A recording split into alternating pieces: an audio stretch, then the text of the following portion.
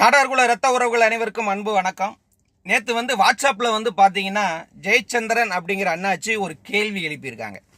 நாடார் சமுதாயத்தின் மீது 100% பற்று உள்ளவர்கள் யார், அவர் எப்படி இருப்பார் அப்படின்னு சொல்லி அண்ணாச்சி கேள்வி கேட்டிருக்காங்க. என்னுடைய காணொலிக்கு பின்னாடி அண்ணன் செல்வி நாடார் இருக்காரு பாருங்க, அவரை கும்பிட்டுக்குங்க. அவர் தான் சமுதாயத்தின் மீது 100% பற்று உள்ளவர்கள். 100% பற்று உள்ளவர் எப்படி இருப்பார்னா அண்ணன் செல்வி நாடார் போல தான் இருப்பார். அதுதான் 100% பற்று. 100% பற்றாளர்கள் எப்படி இருப்பாங்கன்னா, சமகாலத்தில் வாழக்கூடியவர்கள் யாரும் 100% பற்றாளர்கள் இல்லை. இப்போ நானே எடுத்துங்க, 5 ஆண்டுகளாக நம்ம சமுதாய பணியை தீவிரமாக செஞ்சுக்கிட்டு இருக்கேன். நம்ம சமுதாயத்துக்கான பிரச்சனைகளில் ஆர்ப்பாட்டம் போராட்டங்களில் கலந்துருக்கேன், சங்கத்தினுடைய நிகழ்ச்சிகளில் கலந்துருக்கேன். நம்ம சமுதாயத்துக்கு என்னால் முடிந்த உதவிகளை நம்ம செஞ்சுக்கிட்டு இருக்கோம். இப்படி செஞ்சிட்டு இருக்கும்போது இப்போ நானே 100% பற்றுல இல்லை. இப்படி தான் ஒவ்வொரு மனிதர்களும், வாழக்கூடிய மனிதர்கள் 100% பற்றோடு இல்லை. அண்ணன் செல்வி நாடாரே உயிரோடு இருக்கும்போது 100% பற்றோடு இருந்திருப்பாரா அப்படின்னா கேள்விக்குறிதான். ஏன்னு சொன்னீங்கன்னா, 100% பற்றோடு நம்ம இருக்கணும்னு நம்ம நினைக்கிறோம். ஆனால் நம்ம சமுதாயத்தில் உள்ளவர்களே இருக்க விட மாட்டேங்கிறாங்க. அது என்ன காரணம்னா, இந்த கனிமொழியை நாடாராக்க ஒரு குரூப்பு போராடிக்கிட்டு இருக்கு, அண்ணாமலையை நாடாராக்கணும்னு ஒரு குரூப்பு போராடிட்டு இருக்கு, மோடியை நாடாராக்கணும்னு ஒரு குரூப்பு போராடுது, ஒரு குரூப்பு ராகுல் காந்தி எப்படியாவது நாடாராக்கணும்னு போராடுது. இப்படி நம்ம சமுதாயத்திலே இருக்கும்போது நமக்கு 100% பற்று எப்படி வரும்?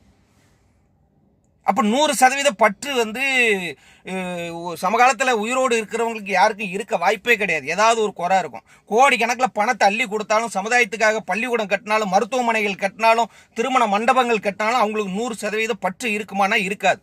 ஏன்னா அவங்க மேலே ஏதாவது ஒரு அவதூறை போட்டுருவான். பெருந்தலைவர் காமராஜரையே இங்கே விமர்சனம் பண்ணாமல் இல்லை. அப்படி இருக்கும்போது ஒரு விமர்சனமோ ஒரு அவதூறோ போடும்போது ஒரு மனிதனுக்கு எப்படி 100% பற்று இருக்கும்? குறைஞ்சிரும். அப்போ 100% பற்று உள்ளவர்கள் யாரும் இல்லை.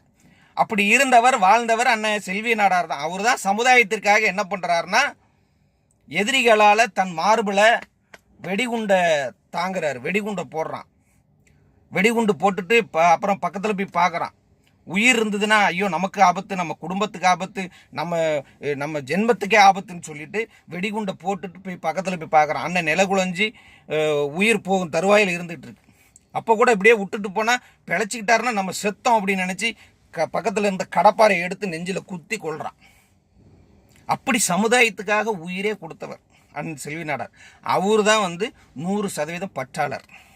அப்போ 100% பற்றாளர்கள் எப்படி இருப்பாங்கன்னா, இந்த சமுதாயத்துக்காக உயிரே கொடுக்கணும். கொடுத்தா மட்டும்தான் 100% அவங்க சமுதாய பற்றாளர். இல்லைன்னு சொன்னால் அது இருக்க வாய்ப்பே கிடையாது. ஏன்னா நம்ம ஆட்களே பற்ற குறைச்சிருவான். இதான் நிலைமை. இதை புரிஞ்சுக்கிடுங்க. நன்றி.